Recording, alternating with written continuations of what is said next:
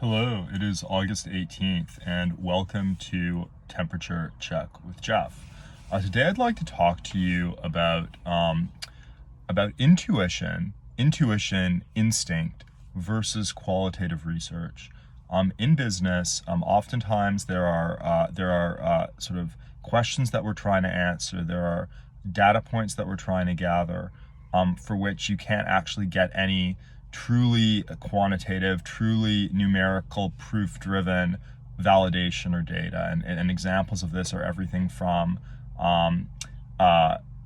something that in technology we call the Net Promoter Score, which is effectively a measure of the degree to which the users of a given technology product would recommend it and promote it versus detract it in the market.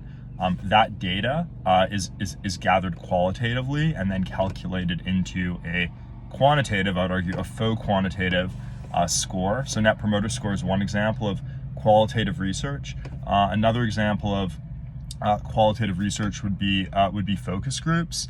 Focus groups are a $1 billion industry in the United States alone, and I think more often than not, focus groups are a fraud. Focus groups end up just either reaffirming the intuition that whoever is paying for the focus group had.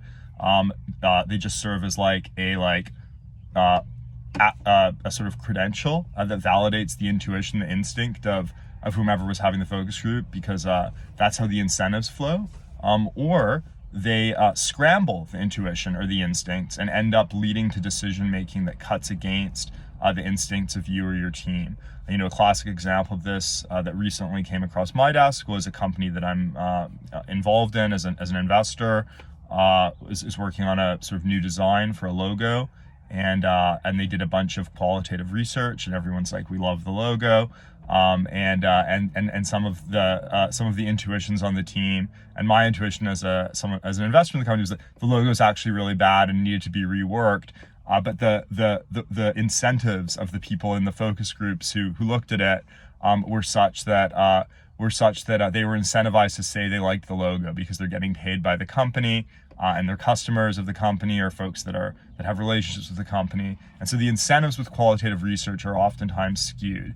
I'd say the version of this that applies to a Net Promoter Score is people are more inclined to say they will be. People want to be perceived as being like nice, friendly people, and so you're sort of in any sort of qualitative research where you're running a survey or you're doing a focus group, the bias is always going to be perceived as being a friendly, nice, good person, which can lead to really off qualitative data inputs. And so when it comes to qualitative research, my advice is always ask yourself, can we shortcut this? Can we not do the qualitative research, and rather can we trust the collective intuition of the team? Can we debate this as a team? Can people share their instincts and their intuition? And can we get a diverse set of perspectives? And can we somehow, through a spirited debate, get to a decision on what we're going to do regarding X, Y, or Z without having to waste the time and money on the qualitative research? If you can't, that's fine. But just caveat on qualitative research: it's just one input. And you need to weigh it very carefully because it can lead you oftentimes astray.